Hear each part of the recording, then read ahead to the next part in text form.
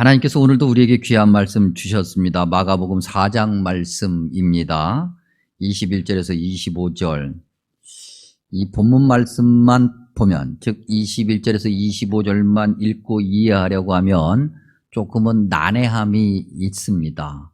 그래서 이 말씀이 무슨 의미일까를 우리가 풍성하고 바르게 이해하려고 하면 4장 1절부터 읽어가는 것이 좋습니다. 4장 1절부터 읽어가면 무슨 비유가 등장하냐면 소위 4가지 땅에 관한 비유가 있습니다. 말씀이 뿌려지는데 그 말씀을 받는 믿음의 모습, 믿음의 자세, 그걸 4가지 땅에 비유하고 있는 거죠.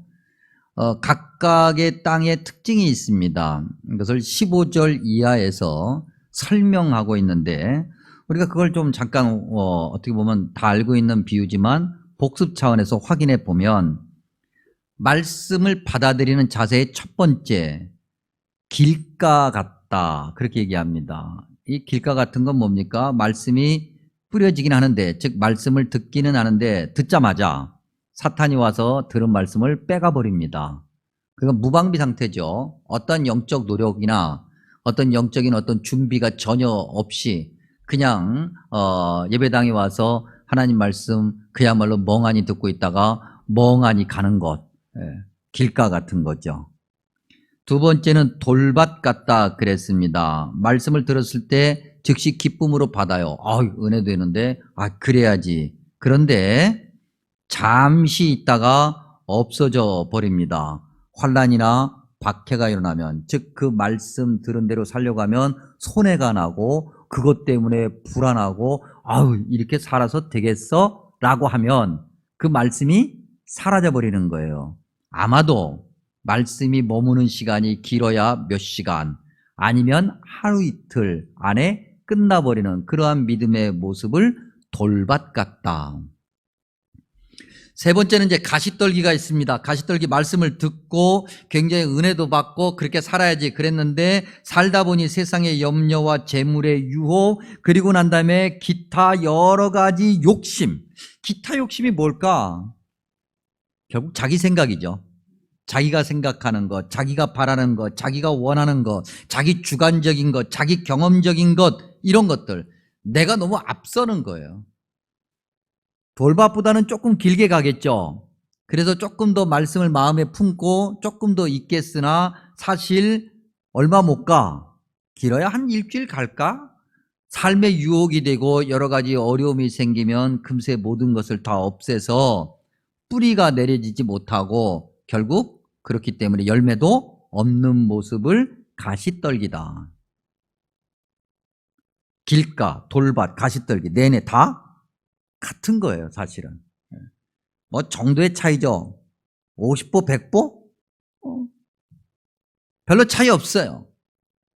결과가 다 똑같아요.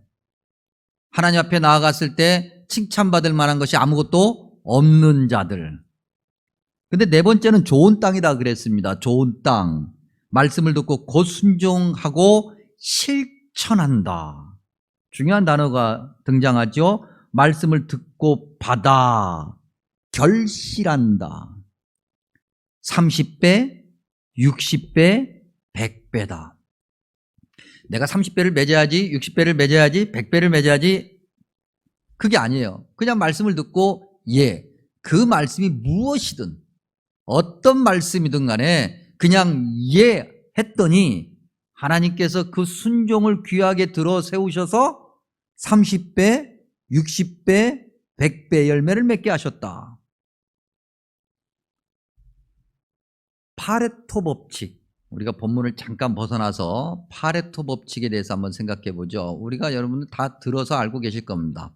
이탈리아 경제학자인 빌프레도 파레토를 이제 그 사람이 처음 이야기한 이론에서 그 사람의 이름을 따 파레토 법칙이라고 한 건데 별명은 2대8 법칙 그렇게 얘기하기도 합니다. 2대8 가르마가 아니고 2대8 법칙. 뭐 다 들어서 한 번쯤은 들어보셨을. 저도 이쪽에 전문가는 아니니까 그들이 설명한 것을 그대로 여러분들에게 이렇게 옮겨드릴 뿐인데 이 사람이 이제 이탈리아 경제학자로서 이탈리아 경제를 분석해 보니 이탈리아 경제 전체의 우리가 쉽게 얘기하면 돈, 이탈리아 경제 전체 안에 돈이 있을 텐데 그 돈의 80%를 이탈리아 전체 안에 있는 사람들 20%가 다 가지고 있더라는 거예요. 그러니까 우리가 10명이 있고 돈이 10개가 있으면 10명이 한 개씩 골고루 나눠 가지면 참 좋을 텐데 그렇지 않고 10명 중에 2명이 10개의 돈에 8개를 다 가져버리니 나머지 8명이 2개 갖고 나눠 갖는다는 거죠. 그렇더라는 거예요. 그래서 이걸 2대8 법칙이라고 하는 거예요. 이 2대8 법칙을 조금 더 적용하면 예를 들어서 백화점에 갔더니 백화점에서 물건을 살 텐데 백화점 전체 매출, 백화점 입장에서 봤을 때 백화점 전체 매출의 80%는 백화점에 온 모든 손님들이 담당하는 것이 아니라 그중에서 20%가 담당하고 있다는 거죠. 우리가 소위 그런 얘기 하잖아요. VIP 또는 VVIP. 그러니까 나머지 손님들 중에 80%는 백화점 매출에 그다지 영향을 끼치지 못하는 사람들.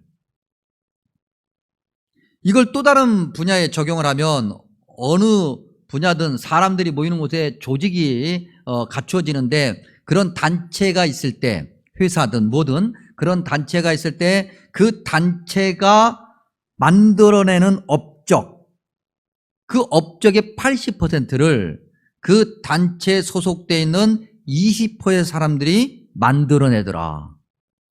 나머지 80%는 그냥 있는 거예요. 그냥.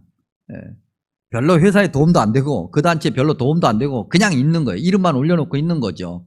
그래도 20% 담당하고 있으니까 그 나름대로 뭐 공헌하는 것은 있지만 사실 그다지 80%를 뭐 다 나눠놓고 나면 뭐 얼마나 공헌한다고 얘기하기가 좀 어려운 그것을 파레토 법칙이라고 그래요. 이 법칙을 교회에 적용하면 가능할까요? 여러분 어떻게 생각하십니까? 아마도 20%의 교인이 교회 일, 우리가 그냥 그렇게 표현할 때 교회 일의 80%를 담당한다 또는 감당한다. 인정하세요? 인정하십니까 여러분? 그래서 교회 안에 있는 소수 몇 명이 교회 일의 전체를 다 대부분 감당하고 나머지는 뭐예요? 그냥 교회에 있는 거야. 그냥 교회 다니는 거야. 왔다 갔다 하는 거지. 여러분 어떻게 생각하세요? 이 파레토의 법칙이 교회도 적용이 될까요? 4장 1절 이하의 비유, 파레토의 법칙처럼 정확하게 20%는 아니지만 소수 4분의 1이 등장하죠. 좋은 땅 말이죠.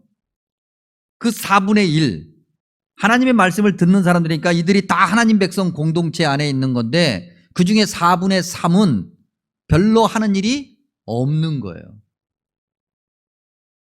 내내 다 똑같아. 뭐 길가나 돌밭이나 가시떨기나 4분의 3이라고 하는 숫자는 차지하고 있지만 주님이 원하시는 열매는 맺지 못하는 자, 그리고 나머지 25% 4분의 1이 하나님이 원하시는 일을 하더라는 거죠. 세상에서 그 20% 말입니다. 우리가 좀 넓게 잡아서 오늘 성경에 나와 있는 대로 4분의 1이라고 할 때 세상에서의 4분의 1은 세상의 거의 80%를 다 가지기 때문에 막강한 거예요. 사람들이 함부로 못해요. VIP를 함부로 하는 사람들 보셨어요? VIP 중에서도 VIP, VVIP를 함부로 하는 사람들 보셨어요? 함부로 했다가 큰일 나려고? 세상은 함부로 하지 못해요. 근데 교회 안에서의 그 4분의 1은 참 무시당해요. 열심히 하고도 욕이나 안 먹으면 다행이야. 그들이 세상 밖으로 가면 한없이 무시당해요. 가진 것도 없고 뭣도 없고 아무것도 아닌데 무엇 때문에 저렇게, 이런 이야기 들어요. 무시당하고 조롱당하는 그 숫자 4분의 1, 소수, 절대 다수와 비교됐을 때 완전히 아무것도 아닌 자라고 멸시당하는 그 소수가 마지막 그날에 하나님이 원하시는 30배, 60배, 100배의 열매를 맺더라.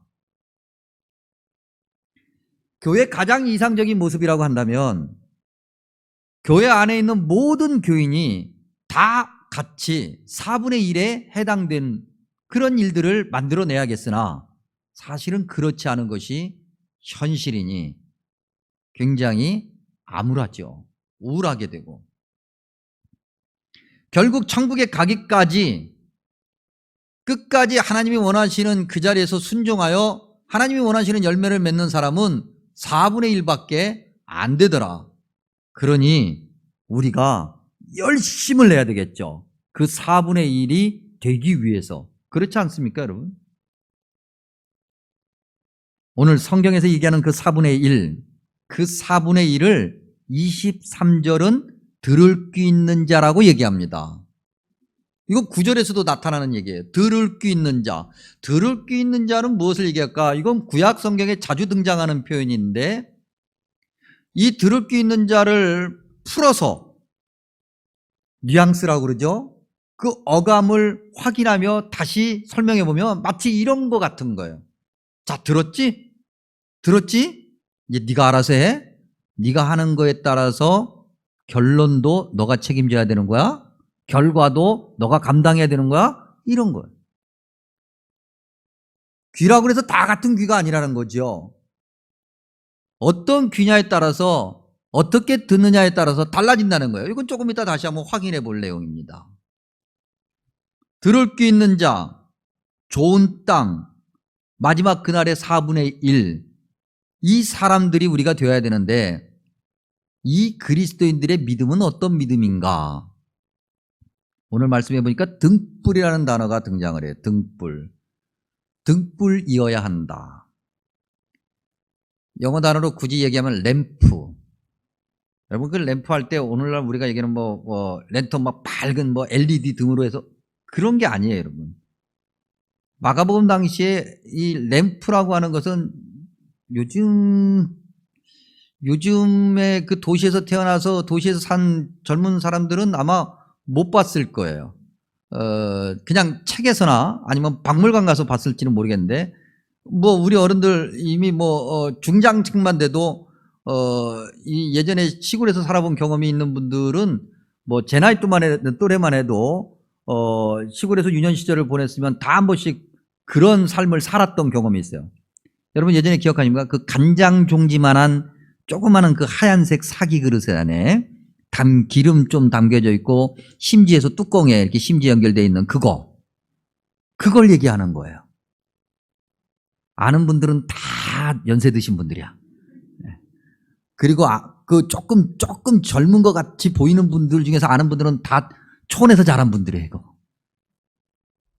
정 안 되면 양초. 그런 거예요. 그런 거. 한없이 약한 거예요. 흔들리는 거예요. 불안한 거예요. 그런데 여러분 그 보잘것없는 거, 흔들리는 거, 약한 거, 그야말로 바람 불면 꺼질까 후다닥 손으로 이렇게 바람을 막아줘야 되는 그 작은 등불이 켜지면 온 방안을 밝혀요. 그 등불이 모이면 동네를 밝혀요. 너무나도 가느다란 거예요. 4분의 1만도 못한 거예요, 사실은. 연약하고 보잘것없고, 그런데 그런 보잘것없는 그 심지가 자기 자신을 태우면서 그 작은 것이 온 방안을 밝히고 온 세상을 밝히는 거죠. 마치 무시당하는 4분의 1이 30배, 60배, 100배의 열매를 맺는 것처럼 그런 자가 되어야 된다. 이 등불이라는 단어를 성경 또 다른 곳에서는 뭐라고 표현하냐면 빛이다 그렇게 표현합니다. 빛이라는 단어 앞에 반드시 등장하는 어떤 이름이 있는데 그 이름이 누구냐면 예수 그리스도. 특별히 요한복음은 1장부터 시작하기를 주님은 세상에 구원을 주시기 위해서 오신 세상의 빛이라는. 우리가 그리스도인이에요. 그러니까 그리스도 예수님을 닮아가는 자들이니까 그리스도께서 비치면 우리도 당연히 빛이 되어야 되는 거죠. 그래서 마태복음 5장 14절에서 우리를 향해서 뭐라고 말씀하시냐면 너희는 세상의 빛이라. 교회는, 그리스도인은 그 4분의 1처럼 좋은 열매를 맺는 그러한 그리스도인은, 주님이 원하시는 올바른 열매를 맺는 그리스도인은 이렇게 세상에 빛이 되어야 되는 거예요. 죄로 가득해서 어둡기만 한 이 세상, 그래서 사람들이 살아가는 것 같지만 갈 길을 몰라서 좌충우돌하고 이렇게 저렇게 정말 아비규환처럼 살아가는 이 세상에 밝음이 되어서 걸어가야 될 길이 무엇인지를 보여줘야 되는 그러한 등불이 되어야 된다, 주님께서 말씀하시는 거죠. 배산임수, 풍수지리설에 가면 이게 무슨 말이냐면, 옛부터 우리 민족은 집을 짓고 마을을 형성할 때 등 뒤는 산이 있어야 되고 바로 앞에는 물이 있어야 돼요. 그래서 풍수지리상으로 이 풍수지리설에 가면 배산임수, 그게 가장 좋은 땅이라고 일반적으로 알려져요. 제가 알고 있기로 그래요. 여러분도 그렇게 알고 계시죠? 네. 그런 곳에 집을 짓고 그런 곳에 마을을 형성해서 살면 자손들이 잘 된다고 그렇게 가르쳐 왔어요. 그렇게 알아왔어요. 근데 맞는 것 같지는 않아요. 우리나라가 배산임수를 중요하게 여기는 우리나라가 사실은 못 사는 나라는 아니지만, 배산임수 때문에 잘 살게 된 것은 아니고 교회의 기도로 잘 살게 된 거죠. 하나님의 은혜로. 왜냐하면 서양 사람들은, 우리가 흔히 기독교 국가라고 알려지는 서양 사람들은 다 산에다가 짓져요. 좋은 동네, 높은 동네, 산동네. 우리는 산동네를 전부 다 뭐라고 얘기해요? 달동네라고 표현하잖아요. 가난한 동네. 근데 그 나라 사람들은 다 산동네 그러면 다 좋은 동네야. 저는 미국 유학하면서 한 번도 산동네 살아본 적은 없어요.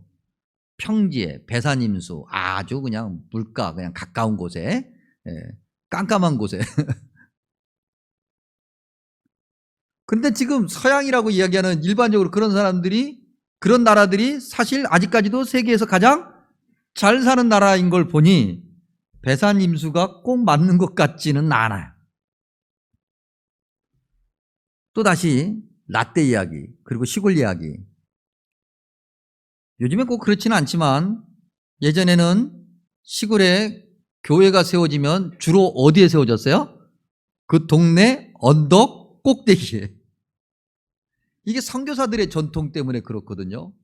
선교사님들이 처음에 우리나라에 들어와서 복음을 전하고 교회를 세울 때, 그들의 집을 세울 때 그 동네 언덕 잘 보이는 곳 꼭대기에 세웠어요.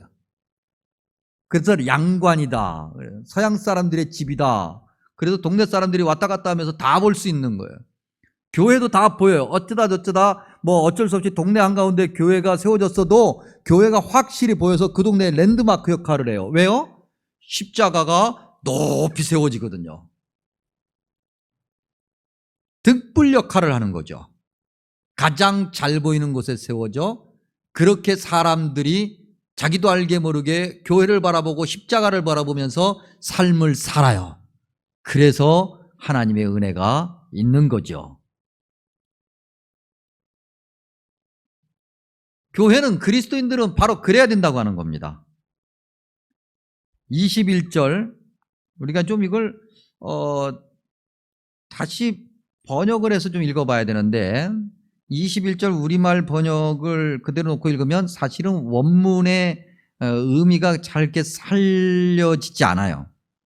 그래도 뭐 이제 그러니까 설명을 해야 되는데, 사람이 등불을 가져오는 것은 말 아래나 평상 아래에 두려움이 아니다는 거죠. 말 아래, 이때 말은 타고 다니는 말이 아니에요. 이 말은 공동 번역에서는 이걸 뭐라고 번역했냐면 뎨박, 그렇게 번역을 해서 우리 쌀 예전에 재는 그 도구 있죠. 이 말도 역시 우리가 두 가지 의미가 있는데, 부피를 얘기하는 한말, 두말, 서말, 넉말 뭐 이렇게 얘기할 때 그 말도 되면서 그 쌀을 푸고 밀을 펄 때에 쓰는 도구, 그걸 말이라고 그래요. 근데 왜 말이 등장하냐면, 마가복음 당시에는요, 이렇게 등불을 켜놓으면, 즉, 촛불을 이렇게 켜놓으면 나중에 이제 꺼야 될 때가 있잖아요. 그 끌 때 그 뒷박 같은 걸 덮어서 껐어요. 그러니까 등불이 그 뒷박 밑에 놓여지면 촛불이 켜지는 것이 아니라 꺼진다는 거잖아요. 그러니까 그 아래에 두지 않는다고 하는 거예요. 이해가 되셨죠? 표정은 알 것 같기도 하고 모르고. 이런 거 이렇게 잘 설명해 주는 목사님들이 생각보다 많지 않아요. 꽤 괜찮은 목사라고 그랬어요. 고맙습니다. 평상 아래는 뭐예요? 침대 밑에다 놔요. 그 방안을 밝힐 수가 없잖아요. 산소가 부족해서 공기가 부족해서 곧 꺼져버리는 거예요. 그런데 여러분, 오늘 말씀은 21절 우리가 읽으면 사람이 등불을 가져와. 그러니까 수동태 형태를 가지고 있어요. 수동적인 의미를 가지고 있는데 원문은요, 수동적인 의미가 아니에요. 능동적인 의미예요. 즉 등불 자체가 말 아래나 평상 아래가 아니라 등경, 램프 스탠드, 촛대 위를 알아서 찾아간다는 거예요. 적극적인 거죠.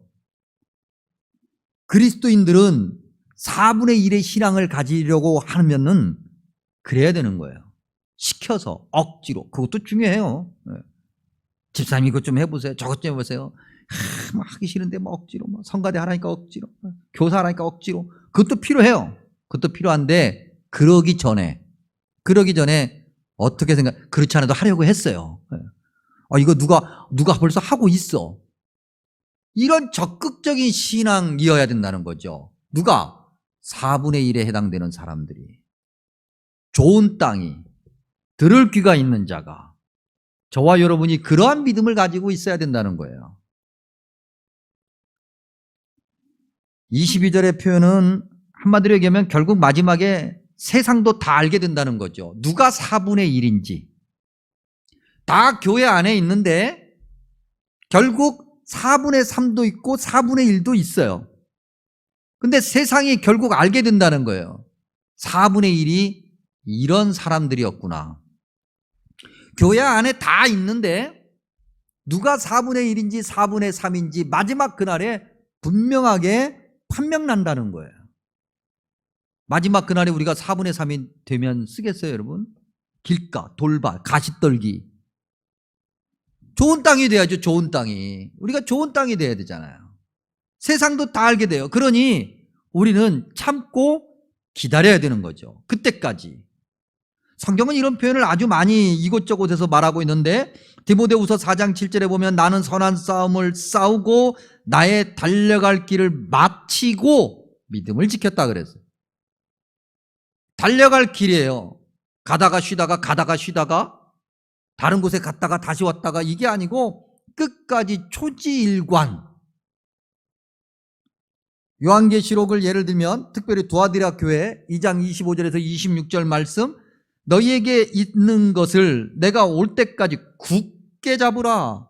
내가 올 때까지, 누가? 주님이 오실 때까지, 마지막 그날까지 이기는 자와 끝까지 내 일을 지키는 그에게 만국을 다스리는 권세를 주리니. 믿음 생활하려면 그렇게 해야 된다는 거예요. 4분의 1처럼, 좋은 땅처럼, 들을 귀가 있는 것 자처럼 그렇게 적극적으로 열심히 마지막 그 순간까지 모든 것을 내어놓고 열심히 세상이 무시해요, 멸시해요. 그래도 그러거나 말거나. 24절에 보니까 무엇을 듣는가 스스로 삼가라. 헤아림대로 결과를 얻을 것이다. 여러분, 이 헤아림이라는 단어, 이 헤아림이라고 하는 단어를 풀어서 다시 설명해 보면 내 뜻대로, 내 기준대로, 그런 얘기예요. 어떤 기준이 있어요. 근데 이 24절에는 두 가지 기준이 있죠. 하나는 내 기준, 다른 것 하나는 하나님의 기준. 내 기준, 내 생각대로 판단하고 결정하는 그런 믿음, 내 믿음 생활은 내가 결정하는 거야. 심지어는 하나님의 말씀 자체도 내가 결정을 해요. 그래서 내가 듣기 좋으면 은혜가 되고 내가 듣기가 좀 불편하면 그건 은혜가 안 되고, 내 귀에 듣기 좋으면 은혜가 되고 내 마음에 뭔가 찔림이 있고 뭔가 불편하면 화가 나고 내 스타일이면 좋고 내 스타일이 아니면 불편하고 이런 믿음 말고 그런 기준이 앞서는 것 말고 그런 헤아림 말고 주님이 원하시는 헤아림 그게 있어야 되는 거예요. 내가 원하는 대로 내 생각대로 내 기준대로 내 헤아림대로 하는 믿음은 나는 편할 수 있어요.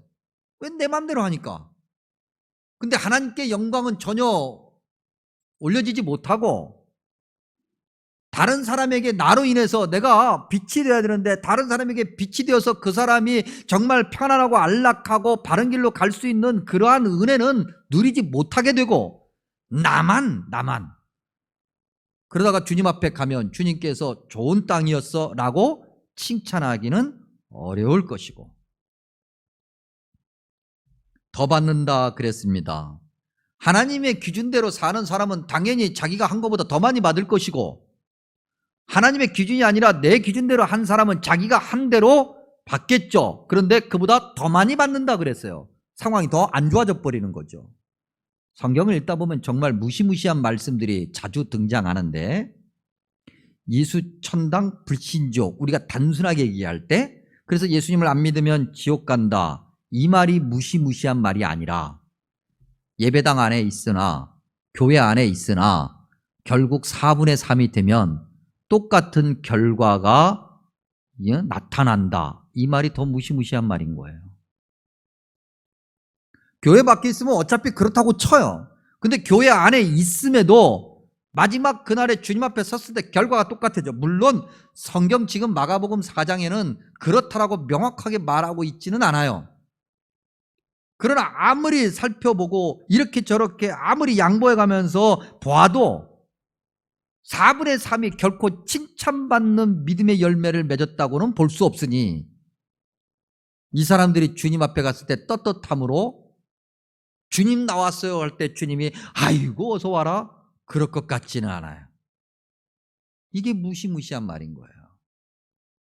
우리가 마지막 그날에 주님 앞에 딱 갔을 때 주님께서 말씀하시기를 아이고 요즘 어르신들 표현대로 그대로 바꿔서 얘기하면 아이고 내 강아지 왔냐 그러셔야지. 저 집게는 네 집게인고 그러면 이제 곤란해지는 거예요. 무엇을 듣는가 스스로 삼가라.